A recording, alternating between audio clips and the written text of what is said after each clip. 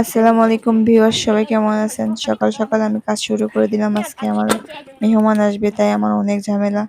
তাই আমি সকাল সকাল বাইরে চুলায় রান্না করা শুরু করলাম। এখানে আমি মাংসগুলো ধুয়ে নিতেছিলাম, একটু দেরি হয়ে গেছে বের হইতে।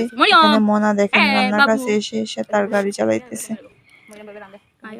আমি মাংসগুলো ধুয়ে মশলা মেখে এখানে ভাজতে দিছি। পাশে আলু সিদ্ধ হচ্ছিল, আলু রান্না করব মাছ দিয়ে।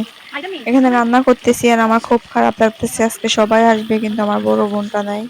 আমার বড় বোনটার জন্য সবাই দোয়া করবেন। সে অনেক ঝামেলায় আছে, আল্লাহ তাকে সব ঝামেলা মুক্ত করে দিক। এখানে লেগ পিসের কথা ভাবতেছি। আমরা সবসময় দুই বোন দুইটা লেগ পিস খাইতাম।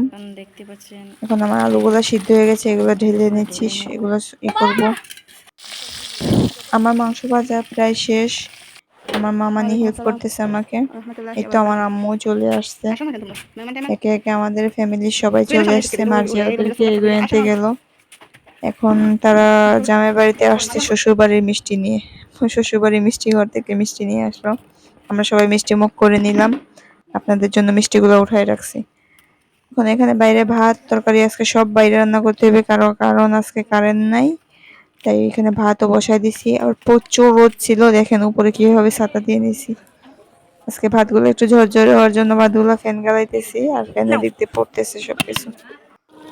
অনেক কাজের চাপ ছিল।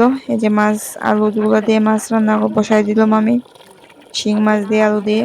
এই ইদারিং শিং মাছ প্রচুর খাওয়া হইতেছে, কারণ শিং মাছে বলে অনেক ভিটামিন।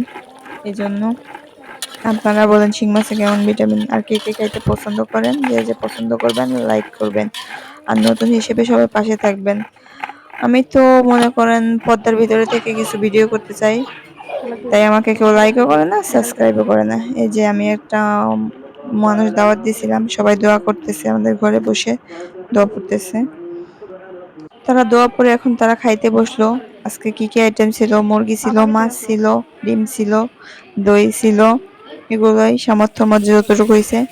আজকে খাওয়া দাওয়া সবকিছু শেষ করে এখন হাঁড়ি মাজতে শুরু করলাম।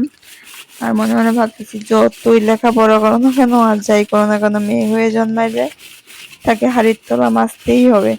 আমার সাথে কে কে একমত বলে দেবেন প্লিজ। হাতে একটা কি বারে বারে বাজতেছিল, তাই আমি খুঁজে খুঁজে বের করে ফেলে দিলাম। হাড়ি গুলো ধুয়ে এখন আমি একটা মনার চুড়ি দেখতেছিলাম, এই ডিজাইনের মনার একটা চুড়ি বানাবো। তাই মনা এখানে বসে বসে খেলা করতেছে। এখন মনার বোন, সে ইদানিং বসা শিখে যাচ্ছে, কিন্তু প্রচুর অসুস্থ, এই জন্য ভালো করে বসতেও পারতেছে না। সুস্থ হয়ে যায় যেন দোয়া করবেন সবাই। আমার ছোট মনাটা, সে এখন আম্মু রাখতে শিখে গেছে, দাদা রাখতে শিখে গেছে, আব্বু একটু একটু ডাকে। আর তার দুইটা দাঁতও উঠেছে, এই জন্য বলে সবাই সে অসুস্থ হয়ে যেতেছে। এই দেখেন এখন সে আমাকে কিভাবে ডাকতেছে।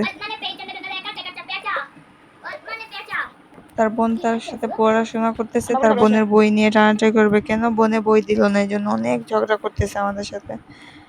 আজকের মতো এই পর্যন্ত। সবাই দোয়া করবেন আমার মনের জন্য। ওকে বাই, সবাই সুস্থ থাকবেন, ভালো থাকবেন।